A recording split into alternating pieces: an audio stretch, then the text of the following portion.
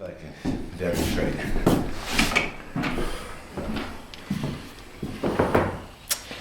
Alright, what we're going to do, first off we're going to square off our end. You can see it's a little bit. So Hold still. Okay. Now we know we have a nice true square end. Slip our coupling on. Now remember, on these couplings, they're designed to have a stop on one side so that when you put it on the tubing, it will stop at the correct location. Years ago you had to guess. Now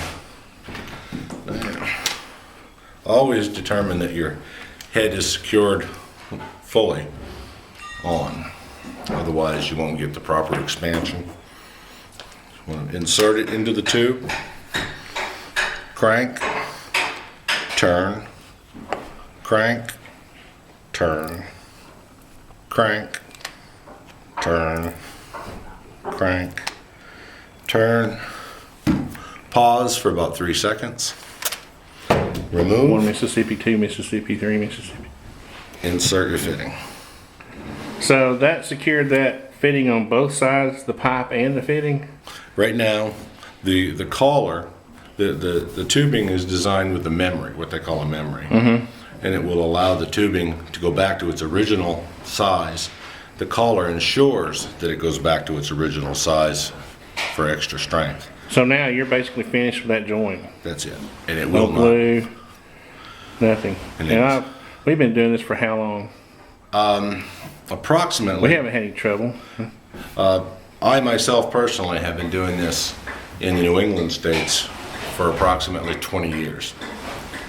Most of your radiant tubing is done this way in the floor heating, and I have yet had a problem. Yeah, I've been really happy with it.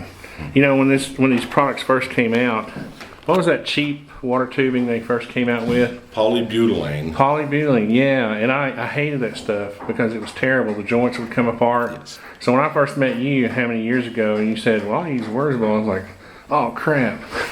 Exactly. But we haven't had any problems, and I love Right. this stuff.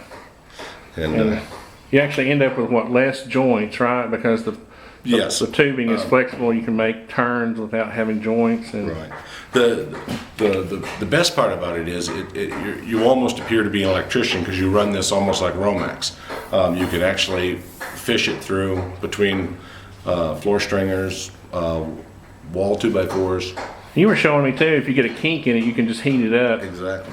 and That it'll was- kind of go back to its, since it has a memory. Or is that Right. part of the memory deal? Yes, if you'd like, I can. If you'll pause it for a moment, I'll set up to show you. Well, that's pretty cool. Yeah. What's great about this stuff is it's far better. It's far superior to copper.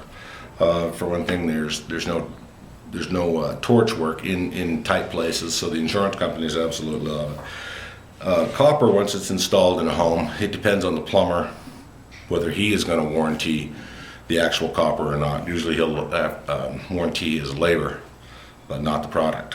Now, what's nice about the Wirsbo tubing is that the manufacturer of it warranties the tubing itself. It's designed to expand 5 times its diameter without bursting. Therefore, it's perfect application for anything that might freeze.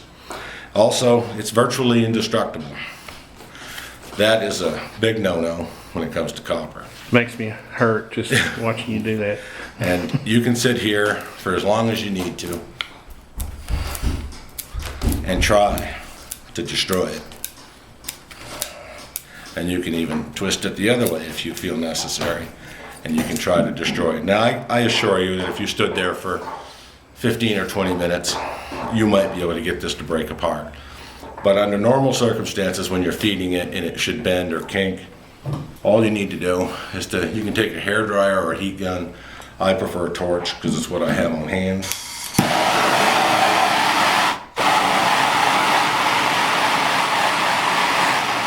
You heat it.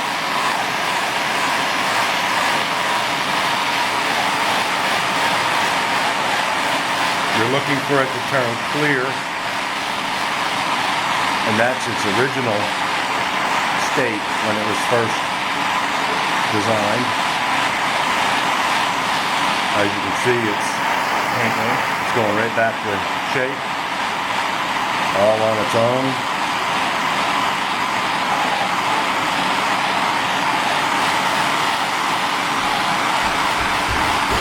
And there we have it. Oh, cool. Let me see. Now, as it cools down, it will go back to the white color. And when it does, and right now you can do anything you want to with it. Please don't do that. I liked it when it was almost fixed. But you can't hurt it. Right. It's So what temperature does it actually burn? actually, I've had this discussion before with salespeople, and their answer to me was,